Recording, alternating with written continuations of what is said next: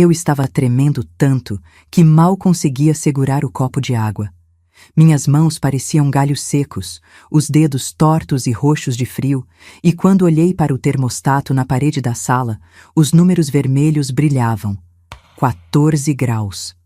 14 graus dentro da minha própria casa, e eu ali, vestindo 3 suéteres, um por cima do outro, com uma manta velha nos ombros que mais parecia um trapo.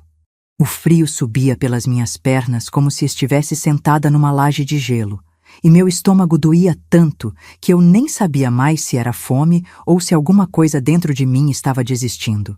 Antes de continuar, me conta nos comentários de qual cidade você está acompanhando essa história e se já passou por algo parecido. E não esquece de se inscrever no canal para não perder histórias como essa. Meu nome é Camila.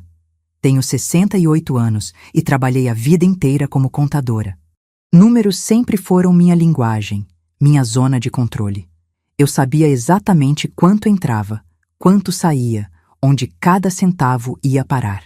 Durante 40 anos, organizei planilhas, fechei balanços, ajudei empresas a não afundarem. Meu marido, Deus o tenha, sempre dizia que eu tinha cabeça de ferro para contas e coração mole para a gente. Ele morreu faz 3 anos, um infarto fulminante enquanto regava as plantas no quintal, e desde então tudo desmororou. Mas não do jeito que você imagina. Não foi a solidão que me destruiu, embora ela tenha doído mais do que eu esperava. Não foram as noites vazias ou a cama grande demais para uma pessoa só. Foi minha própria família. As pessoas em quem eu confiei. As pessoas que eu criei, alimentei, amei incondicionalmente. Sentada naquela poltrona velha, com a visão embaçada de fraqueza, eu tentava lembrar quando foi que perdi o controle. Quando foi que entreguei minha vida nas mãos deles. A aposentadoria que eu recebia era boa, R$ 25 mil por mês. Dinheiro suficiente para viver com dignidade, pagar as contas, comprar comida decente, manter a casa aquecida, até viajar de vez em quando se eu quisesse. Eu tinha planos, sabe?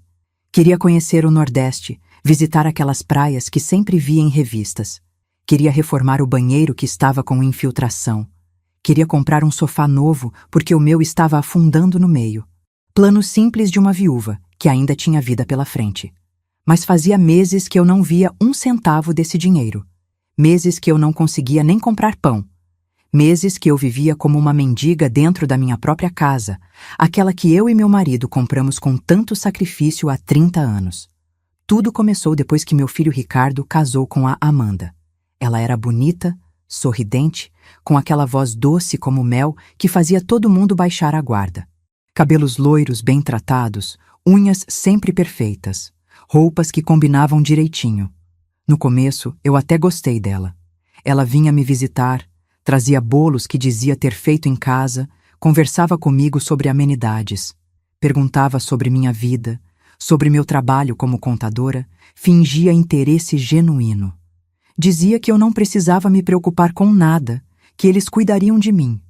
A senhora merece descansar, dona Camila. Ela repetia com aquele sorriso branquinho. A senhora trabalhou a vida toda, agora é hora de aproveitar. E quando ela sugeriu que seria mais fácil se ela administrasse minhas contas, porque eu estava ficando esquecida, porque era muita coisa para uma pessoa da minha idade, eu acreditei. Eu realmente acreditei que estava sendo ajudada, não roubada. Ricardo estava ali, concordando com tudo, dizendo que era para o meu bem, que eu podia confiar neles. Mãe, você sabe que a gente só quer te proteger, né? Ele tinha dito naquele dia, segurando minha mão com aquele jeito carinhoso de sempre. A Amanda é super organizada, ela vai cuidar de tudo direitinho. Você pode ficar tranquila. Eu assinei os papéis. Dei procuração. Achei que estava sendo ajudada. Como eu fui idiota. Nos primeiros meses, tudo parecia normal. Eles pagavam as contas, diziam que estava tudo em ordem. Mas aos poucos, comecei a notar coisas estranhas. Quando eu pedia dinheiro para comprar remédios, Amanda demorava dias para me dar. Dizia que estava conferindo os valores, que precisava ver se tinha na conta. Eu, que sempre tive 25 mil entrando todo mês, tendo que implorar por R$ 50 para uma farmácia. A geladeira começou a ficar vazia. Eu ligava para o Ricardo, perguntava quando viriam fazer compras, e ele dizia que a Amanda tinha acabado de ir ao mercado, que eu devia estar confusa. Mãe, ela comprou um monte de coisa semana passada, você não lembra? Mas quando eu abria a geladeira, só tinha 1 litro de leite vencido e uns sachês de ketchup que sobraram de algum delivery deles. Nada mais. Nem um ovo, nem um pedaço de queijo, nem uma fruta murcha. O cheiro de mofo começou a tomar conta do eletrodoméstico vazio. Eu comecei a passar fome dentro da minha própria casa.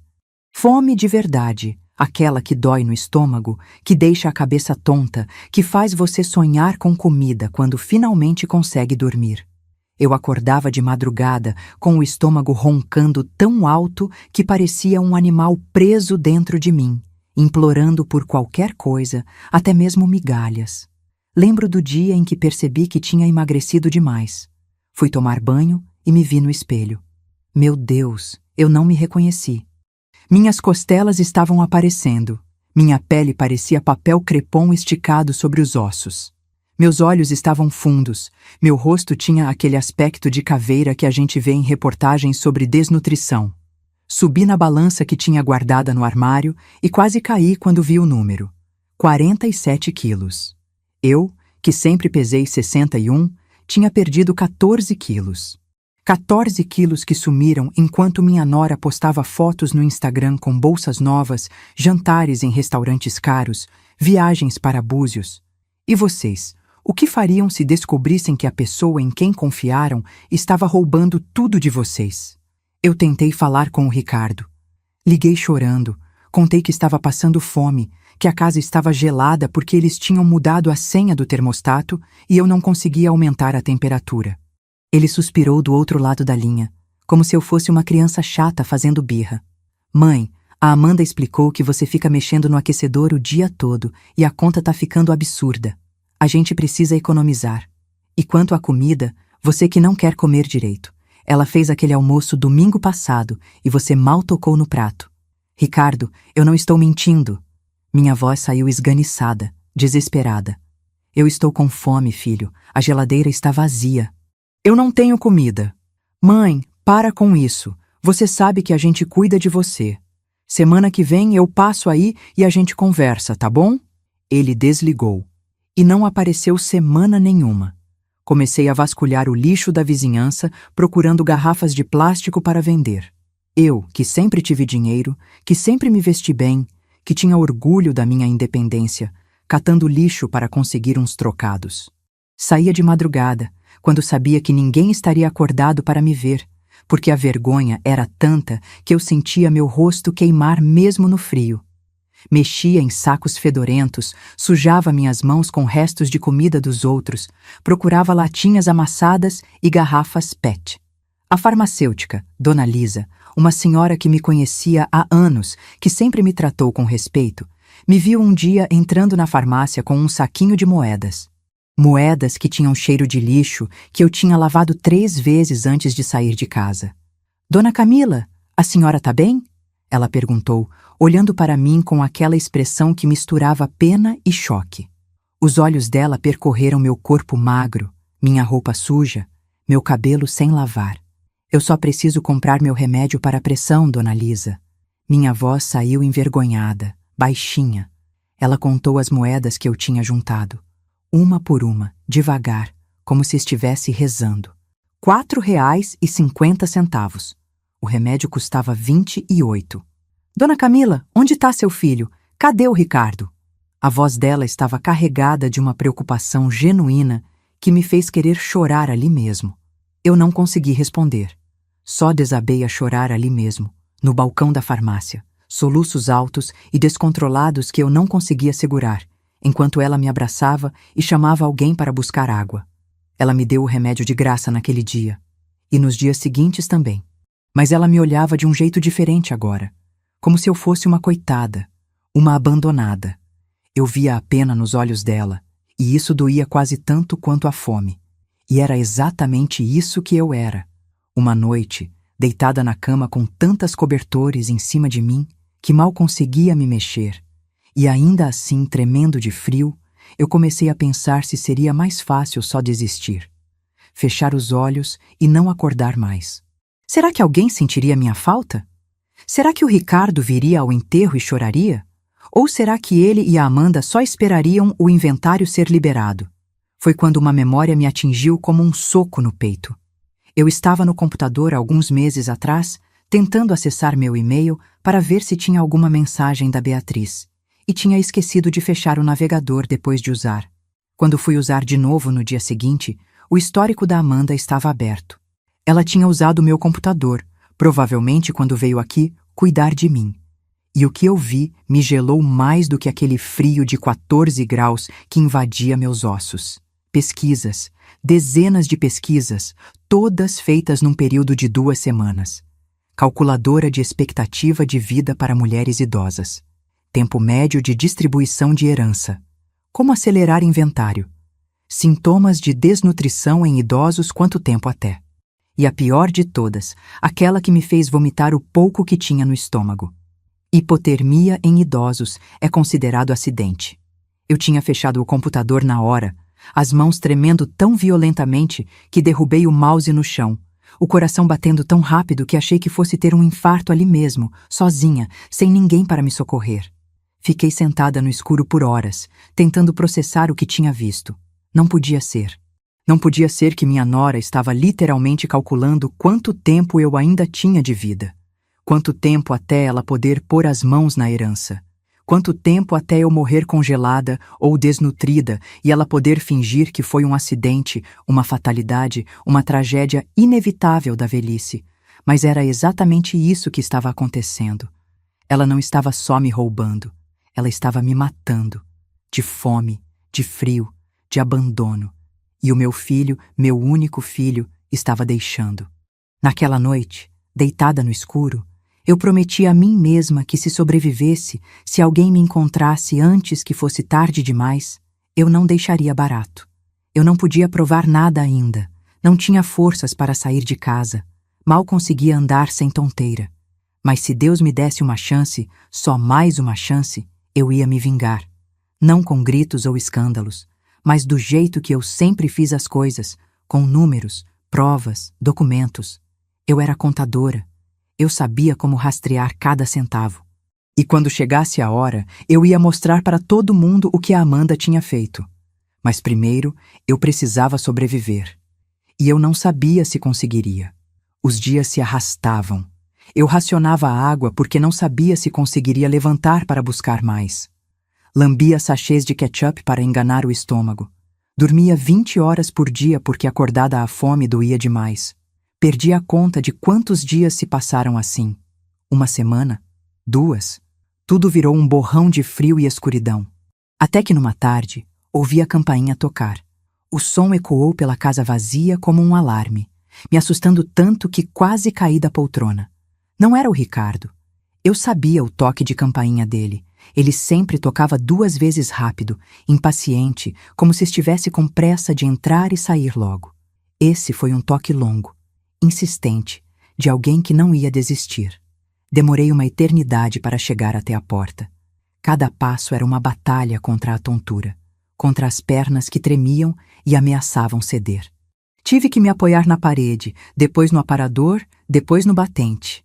Minha respiração estava curta, meu coração disparado. Quando finalmente consegui girar a maçaneta e abrir a porta, quase desabei. Era a Beatriz, minha filha, minha Bia. Ela mora em outra cidade. A gente não se via faz meses, 6 meses, para ser exata. Desde antes de tudo piorar de vez. E quando ela me viu ali, na porta, segurando no batente para não cair, magra como um esqueleto coberto de pele, com 3 suéteres enormes que pareciam engolir meu corpo desaparecendo, o rosto dela ficou completamente branco. Não pálido, branco. Como se o sangue tivesse sido drenado de uma vez, sugado pela visão de horror que eu representava. "Mãe!" A voz dela saiu num sussurro estrangulado, como se alguém estivesse apertando sua garganta. "Mãe, o que aconteceu com você? O que fizeram com você?" Ela me segurou pelos braços e eu senti a força dela me amparando, me puxando para dentro com cuidado, como se eu fosse feita de vidro e pudesse quebrar a qualquer momento. Quando ela me colocou de volta na poltrona, e acendeu as luzes da sala, vi as lágrimas escorrerem pelo rosto dela, grossas e rápidas. Ela olhou em volta, viu os 3 suéteres em mim, viu a manta velha e rasgada, viu o termostato marcando 14 graus. Seus olhos percorreram cada canto da sala, registrando cada detalhe da minha miséria. Você tá congelando aqui dentro. Ela correu até o termostato e começou a apertar os botões freneticamente. Nada acontecia. Ela apertou de novo, mais forte. Nada. Por que isso não funciona? Por que diabos isso tá travado? A Amanda mudou a senha, eu disse. Minha voz saindo fraca e rouca, quase inaudível. Eu não consigo mais mexer. Ela disse que eu estava gastando demais com aquecimento. O silêncio que se seguiu foi ensurdecedor. Beatriz ficou parada, olhando para o termostato, e eu vi algo mudar no rosto dela. A brancura inicial deu lugar a uma vermelhidão intensa nas bochechas, subindo pelo pescoço até as orelhas. Os olhos dela ficaram duros, afiados como vidro quebrado, perigosos. Onde está a comida? Ela perguntou, já indo para a cozinha. Eu não respondi. Só ouvi ela abrindo a geladeira. O silêncio voltou. Depois, o barulho da porta batendo com força. Ela voltou para a sala segurando o litro de leite vencido numa mão e os sachês de ketchup na outra. É isso? É isso que você tem para comer? Eu assenti, e foi como se uma represa se rompesse dentro dela. Beatriz largou tudo no chão e pegou o celular, discando com tanta força que achei que fosse quebrar a tela. Ricardo. A voz dela era gelo puro, cada sílaba pronunciada com uma calma assassina. Você tem 3 segundos para me explicar por que nossa mãe está morrendo de fome e de frio dentro da casa dela. Eu ouvi a voz do meu filho do outro lado, abafada, mas audível no silêncio da sala, e dava para perceber o tom defensivo, aquele jeito de quem foi pego de surpresa. Beatriz, você não entende a situação. A mamãe fica confusa com as coisas. Ela esquece que comeu. Ela... Confusa! Beatriz gritou. E eu nunca, em 68 anos, tinha visto minha filha gritar desse jeito, com essa fúria contida, explodindo de uma vez. Sua voz ecoou pelas paredes vazias. Ela tá com 47 quilos, Ricardo. 47! Ela perdeu 14 quilos. Ela tá vestindo 3 suéteres porque sua mulher trancou o termostato em 14 graus. A geladeira só tem leite podre e ketchup. Que parte disso é confusão? Que parte? Silêncio do outro lado. Um silêncio culpado, covarde. A Amanda cuida de tudo direitinho. Ela sempre compra... Compra o quê, Ricardo? Beatriz interrompeu, sua voz agora baixa, mas carregada de veneno. Bolsas de 9.000 reais? Viagens para Búzios? Porque eu tô vendo as fotos dela no Instagram, enquanto nossa mãe tá aqui catando lixo para comprar remédio. Outro silêncio. Mais longo, mais pesado. Eu vou levar a mãe para o hospital agora. Agora mesmo. E depois eu vou resolver isso. E você vai ter que escolher um lado, Ricardo. Ou você fica do lado da sua mãe, a mulher que te criou, que trabalhou a vida toda para te dar um futuro, ou você fica do lado da sua mulher. Mas eu te juro por Deus, se você escolher errado, você nunca mais vai ter família. Nunca mais. Ela desligou. E foi naquele momento que eu soube. Eu ia sobreviver. E a Amanda ia pagar por cada dia que me deixou com fome, com frio, com medo, cada centavo roubado, cada mentira contada, cada segundo em que ela calculou minha morte. Eu ia fazer justiça, não por vingança, mas porque ninguém merece morrer assim, sozinha, com fome, esquecida pela própria família. E essa era só o começo. Ela desligou. E foi naquele momento que eu soube. Eu ia sobreviver. E a Amanda ia pagar por cada dia que me deixou com fome, com frio, com medo. Cada centavo roubado, cada mentira contada, cada segundo em que ela calculou minha morte. Beatriz me envolveu num cobertor que trouxe do carro, grosso e macio, e o calor começou a voltar lentamente para meu corpo. Ela me carregou quase no colo até o carro, porque minhas pernas não tinham mais força para andar sozinhas. Eu pesava tão pouco que ela nem se esforçou, como se estivesse carregando uma criança. No caminho para o hospital, ela segurava minha mão com tanta força que doía, mas era uma dor boa, uma dor que dizia que eu não estava mais sozinha. Mãe, por que você não me ligou? Ela perguntou, a voz embargada. Por que você não me contou o que estava acontecendo? Eu não sabia responder. Vergonha? Medo de não acreditarem em mim? Ou talvez porque uma parte de mim ainda queria acreditar que meu filho ia perceber, ia voltar atrás, ia me salvar, que eu não tinha criado um homem capaz de deixar a própria mãe morrer de fome. Eu achei que o Ricardo ia me ajudar, sussurrei. Eu achei que ele só não sabia, que a Amanda estava escondendo dele. Beatriz apertou minha mão mais forte. Mãe, o Ricardo sabia. Ele sempre soube. E essa verdade doeu mais do que a fome, mais do que o frio, porque significava que meu filho tinha me abandonado conscientemente. Tinha escolhido acreditar na esposa em vez de acreditar em mim.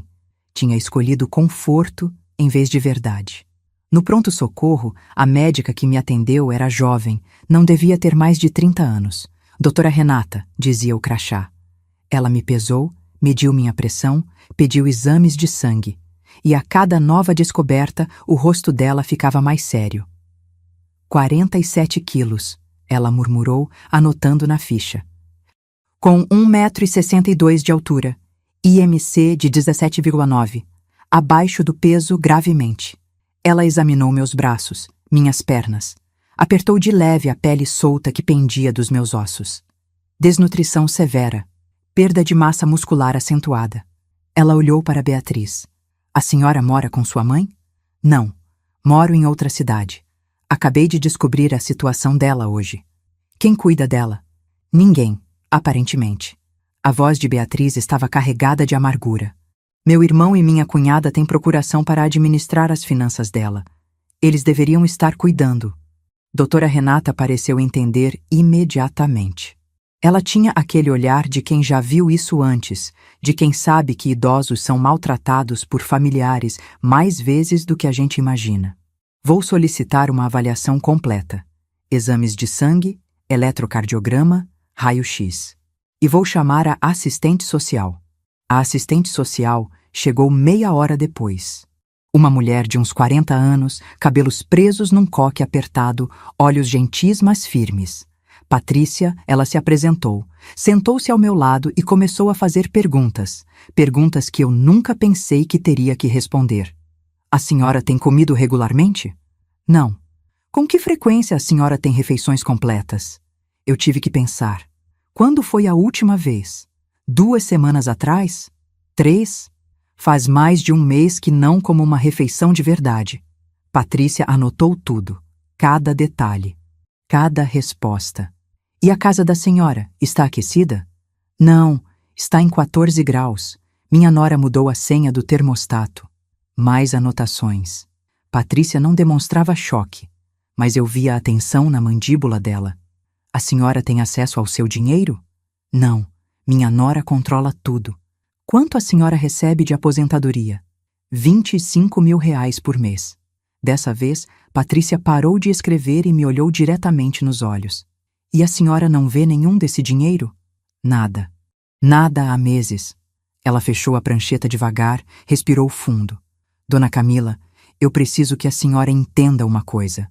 O que está acontecendo com a senhora tem um nome. Chama-se abuso financeiro e negligência de idoso. São crimes. Crimes graves. Ela olhou para Beatriz. Vou fazer um relatório para o Serviço de Proteção ao Idoso. Eles vão investigar.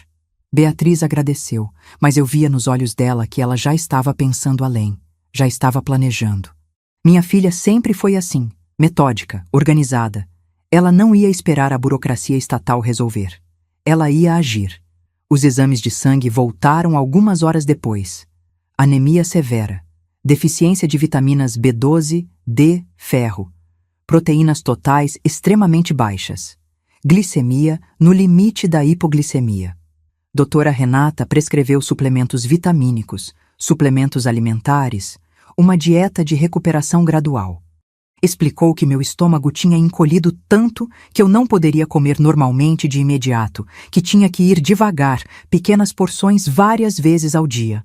Se a senhora continuar nesse estado, doutora Renata disse olhando diretamente para mim, com aquela seriedade de quem precisa que a mensagem seja clara, A senhora teria mais alguns meses, no máximo. A desnutrição desse nível é fatal. Alguns meses. Eu estava-se há alguns meses de morrer. E a Amanda sabia. Ela tinha calculado. Tinha pesquisado. Tinha planejado. Beatriz me levou para a casa dela naquela mesma noite. Seu marido, Felipe, um homem grande e gentil, que sempre me tratou como mãe, me carregou do carro até o quarto de hóspedes, como se eu pesasse nada.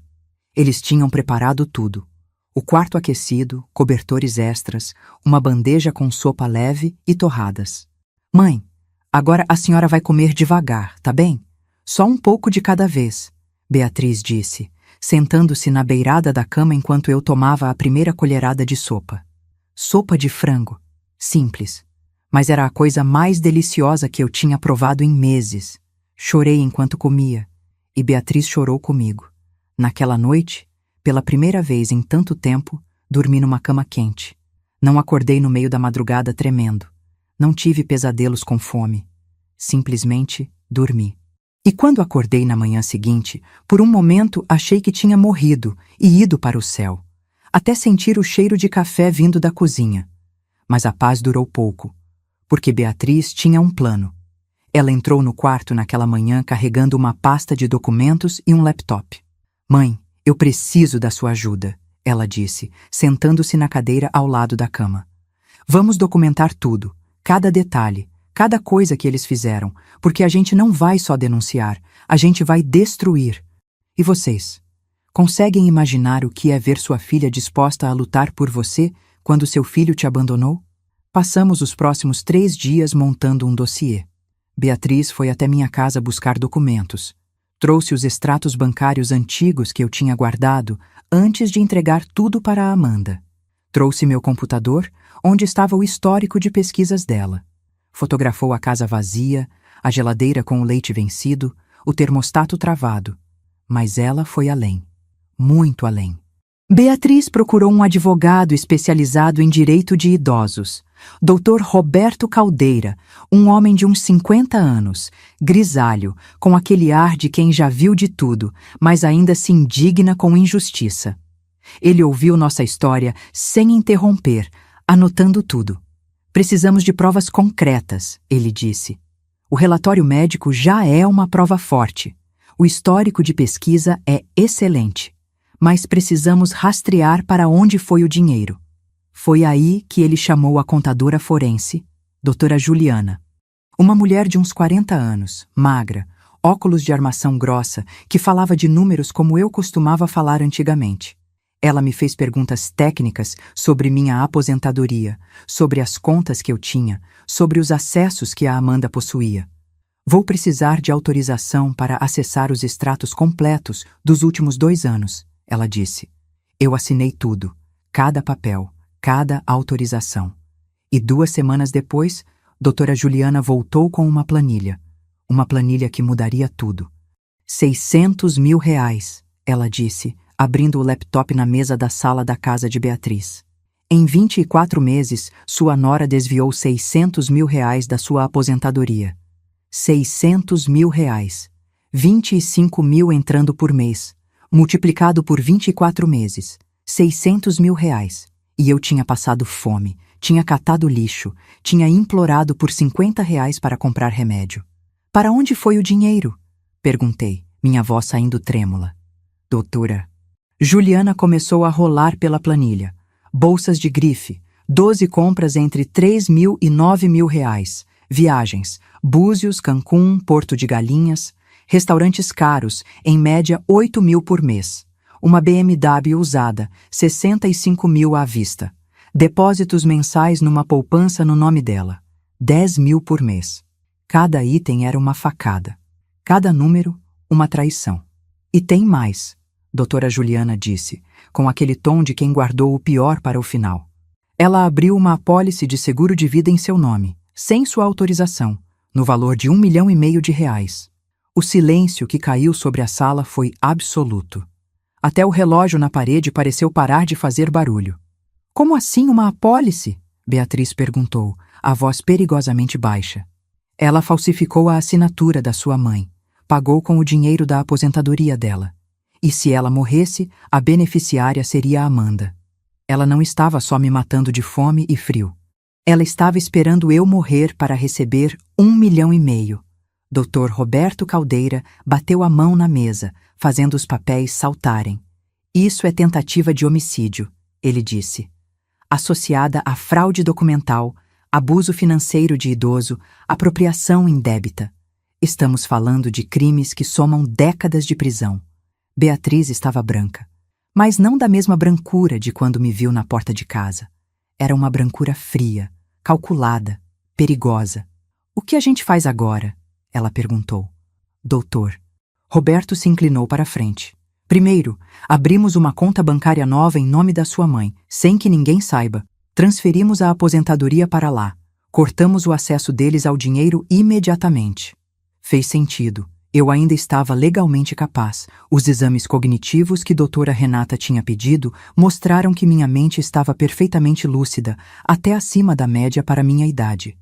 A desnutrição tinha afetado meu corpo, não meu cérebro. Segundo, criamos um trust irrevogável para proteger todos os seus bens. Casa, investimentos, tudo. Assim, mesmo que tentem alguma maneuver legal, não conseguem tocar em nada. E terceiro? Beatriz perguntou. Terceiro, a gente destrói eles. Reunimos cada prova, cada documento, cada testemunha e entregamos tudo para a promotoria. Deixamos eles pagarem por cada centavo roubado, cada dia de sofrimento que causaram. Foi a primeira vez em meses que senti algo além de medo e dor. Senti esperança. E algo mais forte. Senti sede de justiça. No dia seguinte, Dr. Roberto nos acompanhou ao banco. Abrimos uma conta corrente nova, com senha que só eu e Beatriz sabíamos. Transferimos a aposentadoria. Quando o gerente perguntou se eu tinha certeza, se não queria avisar meu filho, olhei para ele diretamente nos olhos. Meu filho deixou de existir para mim no dia em que escolheu ver sua mãe morrer de fome. A aposentadoria do próximo mês seria depositada na conta nova. E Amanda não saberia até ser tarde demais. Beatriz também foi atrás de testemunhas. Conversou com Dona Lisa da farmácia, que deu um depoimento escrito sobre as vezes que me viu catando garrafas no lixo e tentando pagar remédio com moedas. Conversou com seu Jorge, o carteiro, que confirmou que me viu várias vezes vasculhando os contentores de reciclagem da rua. Conversou com vizinhos que tinham notado meu emagrecimento, mas não sabiam como ajudar. Cada depoimento era uma peça do quebra-cabeça. Cada prova, um prego a mais no caixão da Amanda. E então, 3 semanas depois do dia em que Beatriz me salvou, o inevitável aconteceu. Ricardo e Amanda apareceram na porta da casa de Beatriz. Eu estava na sala quando a campainha tocou. Beatriz atendeu. E eu ouvi a voz do meu filho, pela primeira vez desde aquela ligação terrível. A gente precisa falar com a mamãe. Não, Beatriz disse firme. Beatriz, ela é minha mãe também. A gente tem direito de vê-la. Vocês abriram mão desse direito quando deixaram ela morrer de fome. Ouvi a voz da Amanda, aquela voz doce que eu um dia achei reconfortante e agora me dava náusea. Beatriz, por favor, não seja dramática. Foi tudo um mal-entendido. A gente só quer ter certeza de que a dona Camila tá bem. Levantei da poltrona. Minhas pernas ainda estavam fracas, mas eu tinha ganhado 3 quilos nas últimas semanas. Tinha força suficiente para isso. Caminhei até a porta. Quando Ricardo me viu, o rosto dele desmoronou. Mãe, olhei para ele. Para o filho que eu carreguei na barriga, que eu amamentei, que eu criei. O filho que eu sacrifiquei tanto para dar uma vida boa. E não senti nada além de vazio. Pode ir embora, Ricardo. Mãe, por favor, a gente pode conversar. Não! Minha voz saiu mais forte do que eu esperava. Você não tem mais o direito de me chamar de mãe. Você perdeu esse direito. Amanda deu um passo à frente, aquele sorriso falso nos lábios. Dona Camila, a senhora não está pensando direito.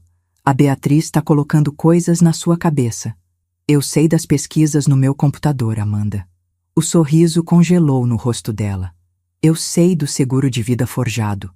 A cor sumiu das bochechas dela. Eu sei dos 600 mil reais que você roubou. Ela abriu a boca, mas nenhum som saiu. E a justiça também vai saber. Tudo, cada crime, cada mentira, cada centavo. Ricardo estava olhando para a esposa, a confusão estampada no rosto. Do que ela está falando, Amanda? Que 600 mil? Mas Amanda já estava recuando, aquela máscara doce finalmente caindo, revelando o pânico por baixo. Beatriz deu um passo à frente, colocando-se entre eles e eu. Saiam da minha casa, agora, e não voltem. A próxima vez que vocês virem minha mãe, será no tribunal. E ela bateu a porta na cara deles. Naquela noite, não consegui dormir. Ficava repassando a cena na minha cabeça. O rosto de Ricardo quando descobriu sobre os 600 mil. A expressão de pânico de Amanda quando percebeu que tudo tinha desmoronado. A força de Beatriz ao bater aquela porta. Mas o que mais me atormentava era uma pergunta que não queria calar. Ricardo realmente não sabia de nada? Ou ele sabia e escolheu fingir que não via? Levantei da cama por volta das 3 da manhã e fui até a cozinha tomar água. Beatriz estava lá, sentada à mesa com o laptop aberto, cercada de papéis e documentos. Mãe, o que a senhora está fazendo acordada? Ela perguntou, fechando uma das pastas rapidamente. Podia perguntar o mesmo. Ela suspirou, passou a mão pelo rosto cansado. Tô checando mais uma vez cada documento. Amanhã a gente entrega tudo para a promotoria. Não pode ter nenhum erro, nenhuma brecha.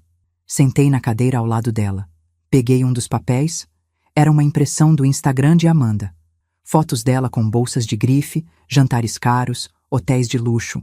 Cada foto tinha a data. E ao lado, Beatriz tinha anotado o valor aproximado de cada item. Todas as fotos eram de períodos em que eu estava passando fome. Ela postava isso sabendo que você estava morrendo de fome, Beatriz disse, a voz carregada de uma raiva contida que ela vinha segurando há semanas. Ela tirava foto com uma bolsa de 9 mil reais no mesmo dia em que a senhora estava vasculhando lixo para achar garrafas. Olhei para cada foto. Amanda sorrindo. Amanda feliz. Amanda vivendo a melhor vida com o meu dinheiro enquanto eu definhava. E vocês sabem o que é mais doloroso? Não era nem a fome, não era nem o frio. Era saber que para ela eu não passava de um obstáculo. Um obstáculo entre ela e 1,5 milhão de reais. Beatriz, eu disse devagar, você acha que o Ricardo sabia? De verdade? Ela ficou em silêncio por um longo momento. Quando finalmente olhou para mim, tinha lágrimas nos olhos. Eu quero acreditar que não, mãe. Eu quero acreditar que meu irmão não seria capaz disso. Mas... Ela respirou fundo. Mas ele viu a senhora emagrecer. Ele ignorou suas ligações. Ele aceitou cada desculpa da Amanda sem questionar. Então, mesmo que ele não soubesse dos detalhes, ele escolheu não ver. E isso é quase tão ruim quanto saber. E ela tinha razão. Ricardo tinha escolhido conforto em vez de verdade. Tinha escolhido acreditar nas mentiras porque era mais fácil do que encarar a realidade. Na manhã seguinte, fomos ao Ministério Público. Dr. Roberto nos acompanhou, carregando 3 pastas grossas de documentos.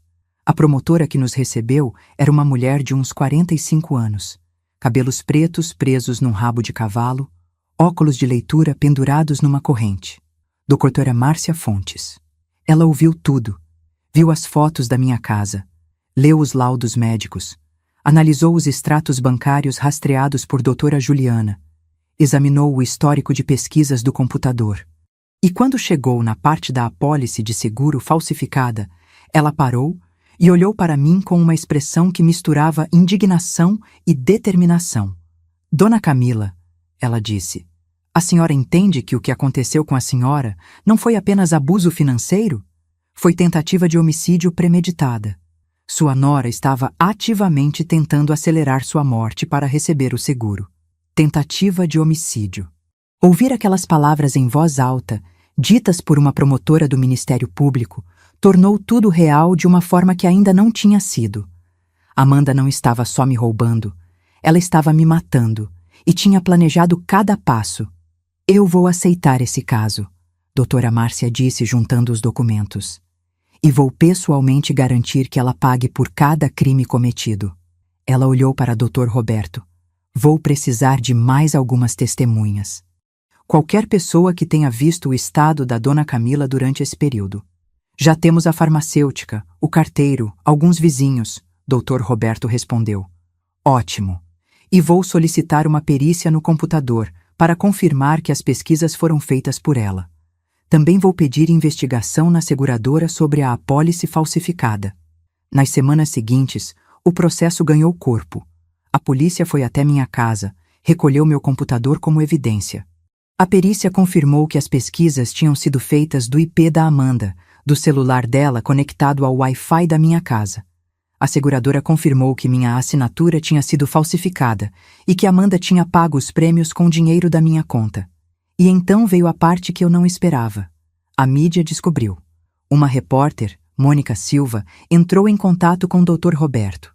Ela tinha ouvido falar do caso através de uma fonte no Ministério Público e queria fazer uma matéria.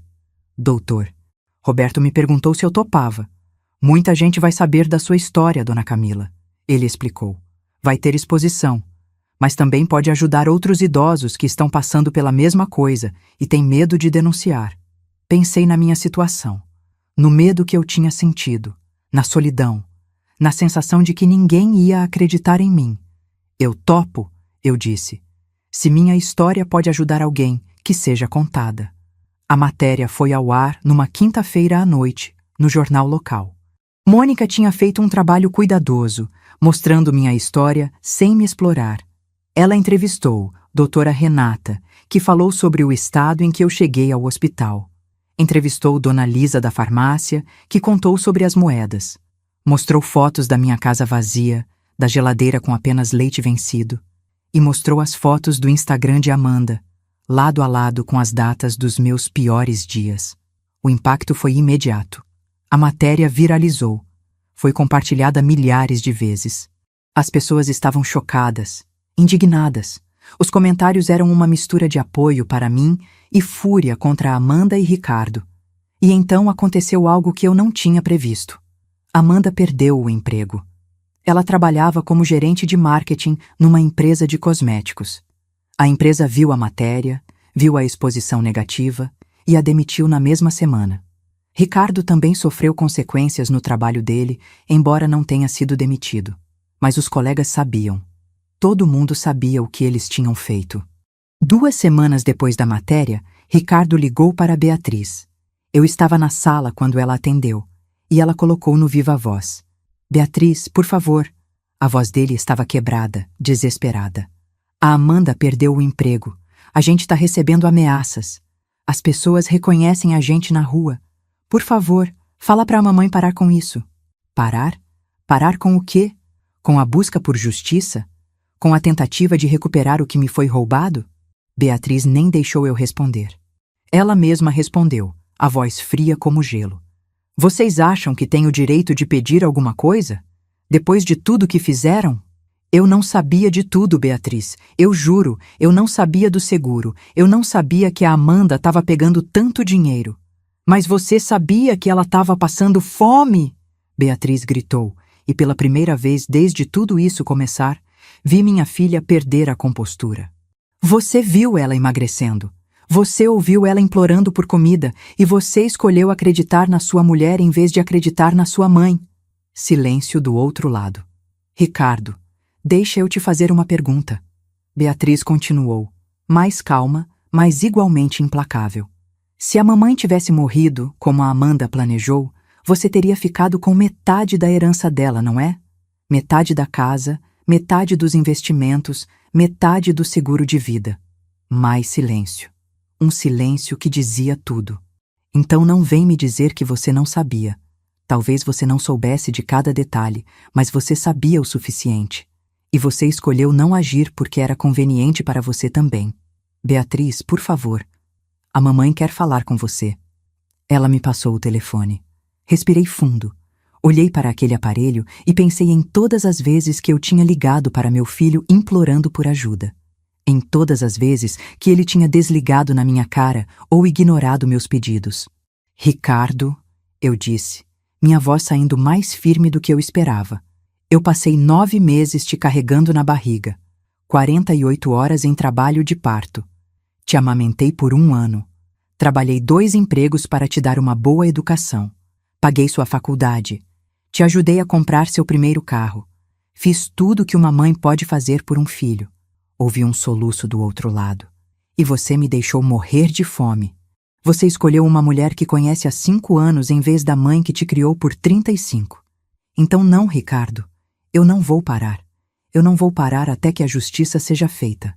Mãe, por favor, eu posso consertar isso. Não pode. Algumas coisas não têm conserto. E desliguei. Chorei depois. Chorei muito. Porque mesmo com tudo que tinha acontecido, ele ainda era meu filho. Ainda era o bebê que eu ninei, a criança que eu consolei quando teve pesadelos, o adolescente que eu aconselhei. E aceitar que eu tinha perdido ele, que a pessoa que ele se tornou não era digna do meu amor, doía mais do que qualquer fome ou frio.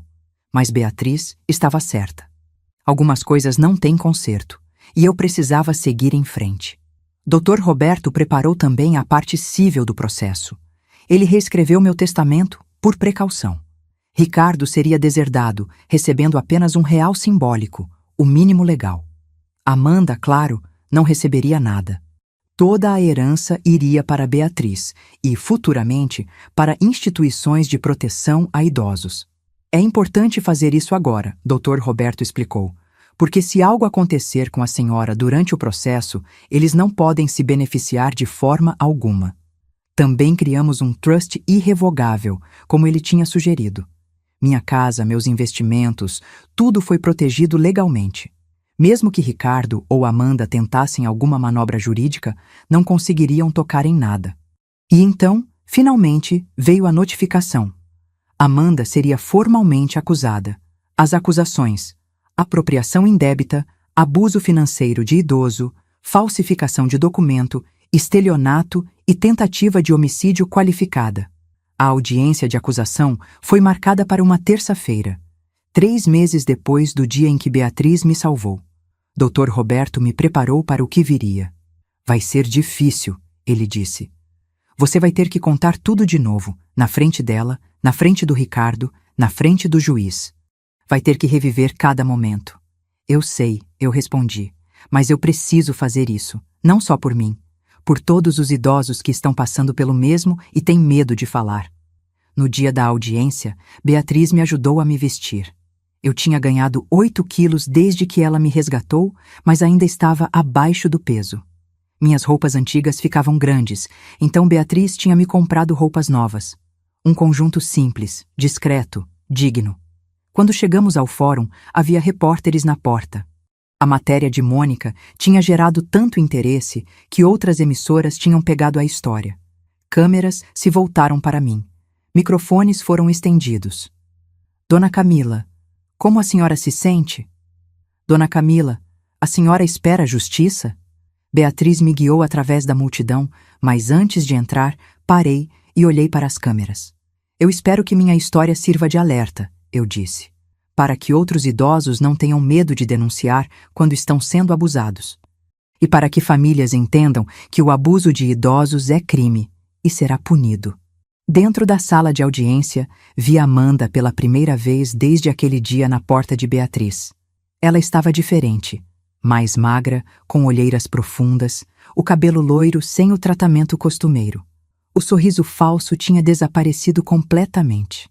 Ela me olhou e rapidamente desviou o olhar, como se não aguentasse me encarar. Ricardo estava ao lado dela, mas sentado a alguns centímetros afastado, como se quisesse deixar claro que havia distância entre eles. Ele me olhou e eu vi remorso ali. Mas era tarde demais para remorso.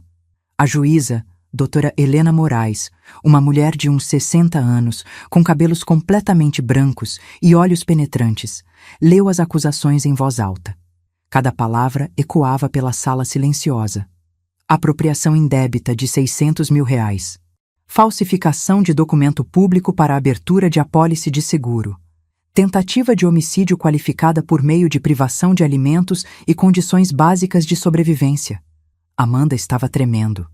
Seu advogado, um homem jovem que parecia estar ali só pelo contra-cheque, tentou argumentar que tudo tinha sido um mal-entendido, que a intenção de Amanda era cuidar bem das finanças da sogra. doutora. Márcia, a promotora, simplesmente abriu o laptop e projetou na tela da sala o histórico de pesquisas. Calculadora de expectativa de vida para mulheres idosas. Sintomas de desnutrição em idosos, quanto tempo até. Hipotermia em idosos é considerado acidente. O silêncio na sala era ensurdecedor. Depois, doutora Márcia mostrou a planilha Excel encontrada no computador de Amanda. Uma planilha que eu não sabia que existia. Uma planilha que calculava exatamente quanto Amanda receberia de herança se eu morresse em diferentes idades. 70 anos, 1,8 milhão. Seguro plus casa plus investimentos. 69, 1,7 milhão. 68, 1,5 milhão. A linha dos 68 anos estava destacada em amarelo. Minha idade atual quando Amanda fez a planilha. E embaixo, uma nota. Acelerar processo. Meta, 8-12 meses. A sala explodiu em murmúrios. Até Ricardo estava pálido, olhando para Amanda como se estivesse vendo uma estranha. Meta de 8 a 12 meses. Doutora Márcia repetiu em voz alta. 8 a 12 meses para matar a própria sogra e receber R$1,5 milhão. O advogado de Amanda não tinha mais argumentos. A juíza olhou para Amanda com uma expressão de puro desgosto. A acusação está aceita. A ré permanecerá detida até o julgamento. Fiança negada devido à gravidade dos crimes e risco de fuga. 2 oficiais se aproximaram de Amanda. Ela começou a chorar, soluços altos e desesperados. Por favor, não. Por favor, eu tenho direito à fiança. Não quando a acusação é tentativa de homicídio, doutora Helena disse friamente. As algemas foram colocadas, e enquanto Amanda era levada, ela olhou para Ricardo, implorando ajuda com os olhos. Ele desviou o olhar. Saí daquele tribunal com um peso a menos nos ombros. Ver Amanda algemada, sendo levada para a prisão, não me trouxe alegria.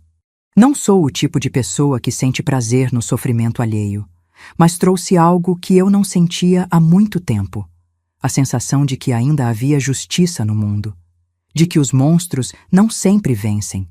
Nos meses que se seguiram até o julgamento final, minha vida mudou de formas que eu nunca imaginei. Continuei morando com Beatriz e Felipe, e aos poucos fui recuperando não só meu corpo, mas também minha dignidade. Ganhei mais 10 quilos. Meu cabelo, que estava caindo em mechas durante os meses de desnutrição, começou a crescer novamente. As olheiras desapareceram. Eu voltei a me parecer comigo mesma. Mas a mudança mais profunda não foi física. Foi interna. Comecei a receber mensagens, dezenas delas, centenas na verdade. Pessoas que tinham visto a matéria sobre minha história. Idosos que estavam passando por situações parecidas. Filhos que suspeitavam que seus pais estavam sendo abusados por outros familiares. Netos preocupados, vizinhos que não sabiam como ajudar. Dona Camila, minha mãe está emagrecendo e minha irmã controla todo o dinheiro dela. O que eu faço? Dona Camila, acho que meu sogro está sendo roubado pela cuidadora. Como eu provo? Dona Camila, obrigada por ter coragem de falar. Sua história me deu forças para denunciar o que está acontecendo com minha avó. Cada mensagem era uma facada e um abraço ao mesmo tempo. Facada porque me mostrava o quanto esse tipo de abuso era comum, o quanto de gente estava sofrendo em silêncio. Abraço porque significava que minha história estava fazendo diferença, estava salvando vidas. Mônica, a repórter, me ligou algumas semanas depois da audiência. Dona Camila, eu estou recebendo centenas de mensagens de pessoas que querem saber mais sobre como identificar e denunciar abuso de idosos. A senhora toparia dar algumas entrevistas, talvez até palestras? Eu, que tinha passado meses sem conseguir falar sem gaguejar de fraqueza, agora estava sendo convidada para dar palestras. Eu não sei se sou a pessoa certa para isso, Mônica. A senhora é exatamente a pessoa certa, porque a senhora viveu, a senhora sobreviveu, e a senhora teve coragem de buscar justiça. Pensei no que ela disse. Pensei em todas aquelas mensagens. Pensei na solidão que eu senti quando achava que ninguém acreditaria em mim. Tudo bem, eu disse. Eu topo. A primeira palestra foi em um centro comunitário, para um grupo de cerca de 50 pessoas. Eu estava nervosa. Minhas mãos tremiam quando peguei o microfone. Mas quando comecei a falar, Quando vi os rostos atentos, quando vi algumas pessoas limpando lágrimas, algo dentro de mim se acendeu. Eu tinha um propósito agora. Não era só sobre justiça para mim. Era sobre prevenir que outros passassem pelo que eu passei. O julgamento final de Amanda foi marcado para 6 meses após a audiência de acusação. 6 meses em que ela permaneceu presa, porque a gravidade dos crimes não permitia fiança. Seu advogado tentou fazer um acordo com a promotoria, oferecendo que ela se declarasse culpada em troca de uma sentença reduzida. Doutora Márcia me ligou para perguntar minha opinião. Dona Camila, eles estão oferecendo 2 anos de prisão e devolução de metade do dinheiro roubado. O que a senhora acha? 2 anos. Por tentar me matar. Por roubar 600 mil reais. Por falsificar documentos. Por calcular minha morte em uma planilha Excel. Não, eu disse sem hesitar. Eu quero que isso vá a julgamento. Quero que um júri ouça tudo o que ela fez. Quero que ela enfrente as consequências completas. Entendido. Era a resposta que eu esperava. O dia do julgamento chegou em uma manhã fria de agosto. Beatriz me acompanhou, assim como Felipe. Dr. Roberto estava lá, obviamente, assim como doutora Juliana, a contadora forense.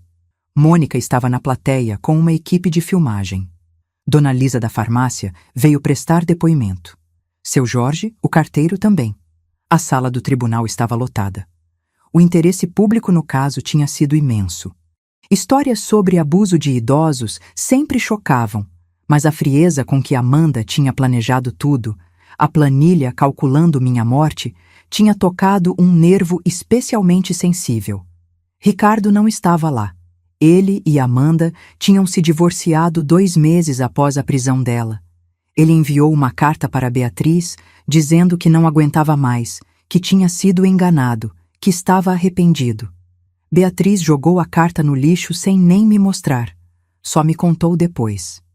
Ele não merece nem que a senhora perca tempo lendo as desculpas esfarrapadas dele, ela disse. E ela tinha razão. O julgamento durou 3 dias. 3 dias de depoimentos, provas, argumentações. Eu fui chamada para testemunhar no 2º dia. Doutora Márcia me guiou através das perguntas, pedindo que eu contasse minha história desde o começo. Contei sobre como Amanda conquistou minha confiança, como ela assumiu o controle das minhas finanças, como a comida começou a sumir, como passei frio em pleno inverno dentro da minha própria casa, como catei lixo para conseguir comprar remédio. Falei sobre o dia em que abri o histórico do computador e vi as pesquisas dela, sobre o terror que senti ao perceber que ela estava calculando quanto tempo eu levaria para morrer. O júri estava visivelmente chocado. Algumas pessoas choravam abertamente. Uma das juradas, uma senhora de uns 70 anos, me olhava com uma expressão de horror e empatia tão profunda que eu precisei desviar o olhar para não começar a chorar também. O advogado de Amanda tentou me desacreditar durante o interrogatório cruzado. Dona Camila, a senhora tem certeza de que não estava confusa? De que não esquecia que tinha comido? Tenho certeza absoluta, respondi, olhando diretamente para ele. Meus exames cognitivos mostraram que minha mente está perfeitamente lúcida. Eu era contadora por 40 anos. Números são minha especialidade. Eu sabia exatamente o que estava acontecendo com meu dinheiro. E eu sabia exatamente quando estava passando fome. Mas não é possível que sua nora simplesmente não percebeu. Não percebeu uma planilha calculando minha morte? Não percebeu que estava postando fotos de luxo enquanto eu catava lixo? Não percebeu que falsificou minha assinatura para abrir um seguro de vida de 1,5 milhão com ela como beneficiária? Ele não tinha resposta para isso. Doutora Juliana depôs sobre o rastreamento financeiro. Mostrou cada compra luxuosa, cada viagem cara, cada real desviado. Mostrou como Amanda tinha sistematicamente drenado minha aposentadoria por 2 anos seguidos. Doutora Renata, a médica do pronto-socorro, depôs sobre meu estado quando cheguei ao hospital. Descreveu a desnutrição severa, a perda de massa muscular, o fato de que eu estava há alguns meses de morrer se não tivesse sido resgatada. Na minha opinião médica, ela disse, olhando diretamente para o júri, a privação de alimentos e condições básicas de sobrevivência a que Dona Camila foi submetida seria fatal em menos de 6 meses. Isso não foi negligência. Foi uma tentativa deliberada de causar morte. E então veio o momento que mudaria tudo. Doutora Márcia projetou a planilha na tela grande da sala de tribunal. Aquela maldita planilha, com os cálculos meticulosos, com a linha dos 68 anos marcada em amarelo. Com a nota, acelerar processo. Meta, 8-12 meses.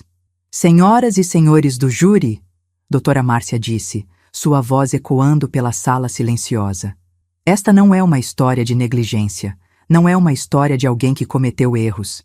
Esta é a história de uma mulher que, fria e calculadamente, planejou assassinar sua sogra para receber R$1,5 milhão, que criou uma planilha calculando quanto valeria a vida dessa mulher em diferentes idades, que deliberadamente privou uma idosa de comida, calor e condições básicas de sobrevivência com o objetivo de acelerar sua morte.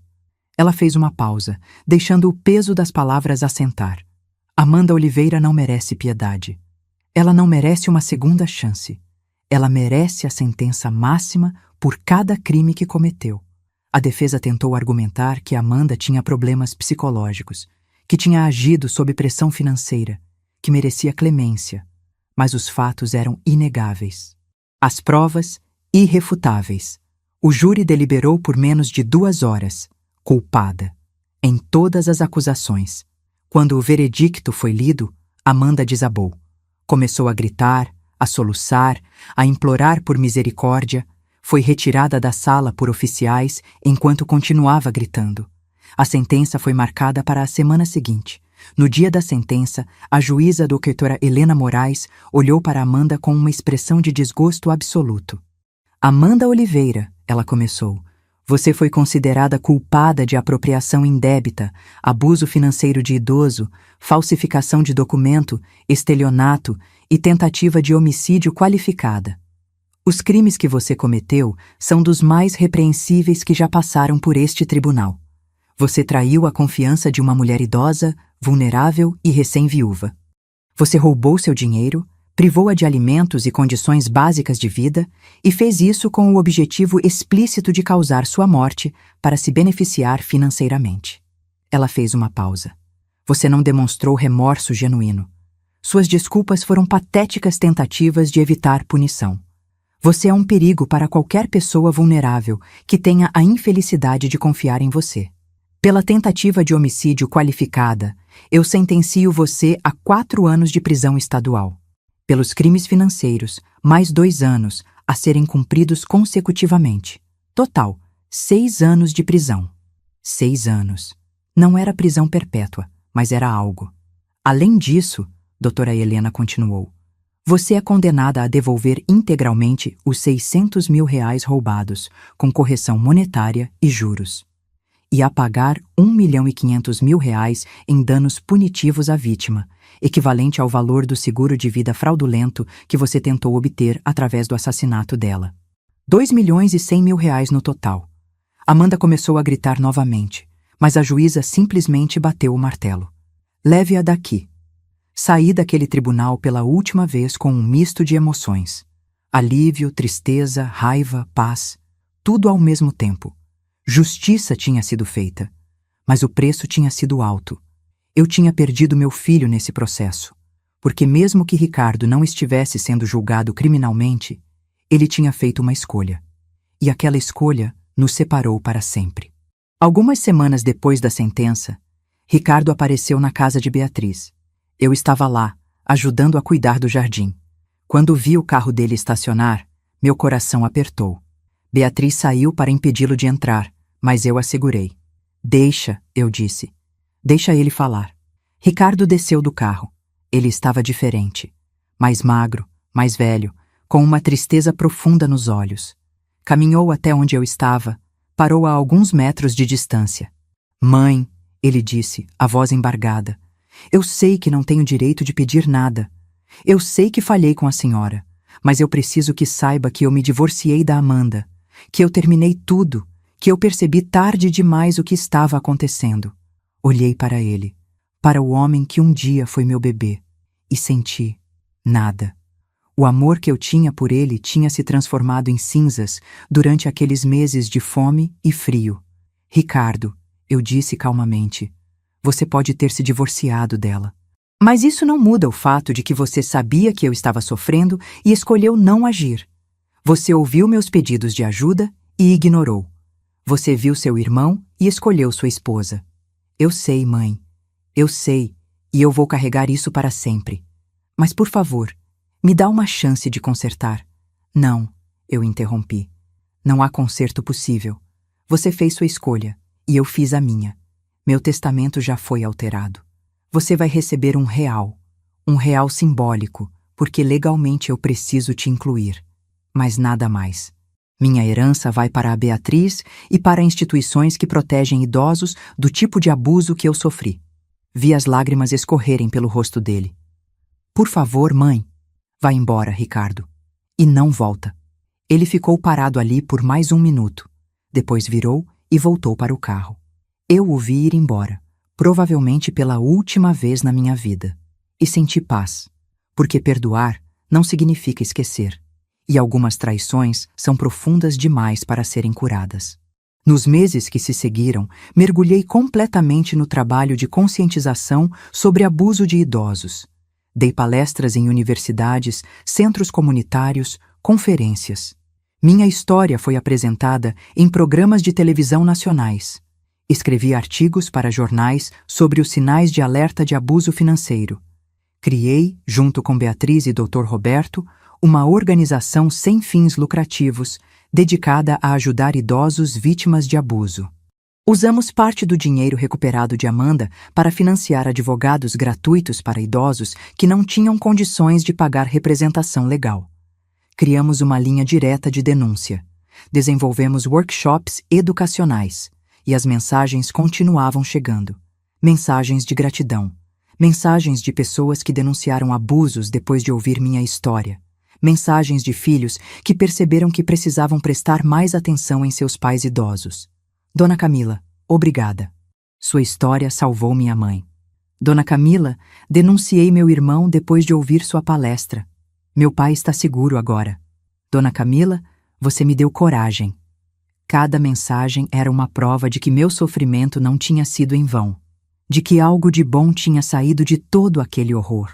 Hoje, 3 anos depois daquele dia em que Beatriz me salvou, estou com 71 anos. Peso 58 quilos. Tenho cabelo branco que deixei crescer e que uso com orgulho. Moro na minha própria casa de novo, a casa que quase se tornou meu túmulo, mas que agora é meu lar novamente. Beatriz mora a 2 quadras de distância e me visita todos os dias. Amanda ainda está na prisão e vai ficar lá por mais 3 anos. Ela nunca conseguiu pagar a restituição financeira completa, então seus bens foram confiscados e leiloados. Ouvi dizer que ela trabalha na biblioteca da prisão por alguns centavos por hora. Ricardo se mudou para outro estado. Não temos contato. Ouvi através de conhecidos em comum que ele nunca se recuperou completamente do escândalo, que perdeu vários clientes em seu trabalho, que vive sozinho. Uma parte muito pequena de mim sente pena, mas não é grande o suficiente para mudar nada. E eu continuo. Continuo dando palestras, continuo ajudando outras vítimas, continuo transformando minha dor em propósito, porque é isso que a gente faz quando sobrevive ao insuportável. A gente não deixa que o sofrimento tenha sido em vão. A gente usa. A gente transforma. A gente ajuda outros a não passarem pelo mesmo. Eu poderia ter morrido naquela casa fria e vazia. Deveria ter morrido, de acordo com os cálculos da Amanda. Mas sobrevivi. E agora, cada dia é uma vitória. Cada pessoa que eu ajudo é uma vingança contra aqueles que acham que podem abusar dos mais vulneráveis sem consequências. Aprendi que justiça nem sempre é rápida. Nem sempre é completa. Mas quando vem, quando finalmente chega, ela cura algo dentro da gente que estava quebrado. Aprendi que família não é só sangue. É quem aparece quando você mais precisa. É quem luta por você. É quem te segura quando você está caindo. E aprendi que nunca é tarde demais para recomeçar, para se reerguer, para encontrar um novo propósito. Minha vida não acabou quando eu estava morrendo de fome naquela casa gelada. Ela recomeçou quando minha filha tocou aquela campainha. E agora, cada dia é um presente, cada refeição é uma celebração, cada cobertor quente é um milagre. Sobrevivi. E não só sobrevivi, venci. E se você está lendo isso, se está passando por algo parecido, saiba, você não está sozinho. Denuncie, peça ajuda, lute, porque você merece dignidade, você merece respeito, você merece viver. E nunca, nunca deixe ninguém te convencer de que seu sofrimento não é real. Porque é, e você merece justiça. Obrigada por chegar até o fim. Se essa história te tocou de alguma forma, curte e compartilha com alguém que precisa ouvir isso. E se você ou alguém que você conhece está passando por abuso, denuncie. Existem pessoas dispostas a ajudar. Existem leis que protegem. Existe justiça. Você só precisa ter coragem de dar o primeiro passo.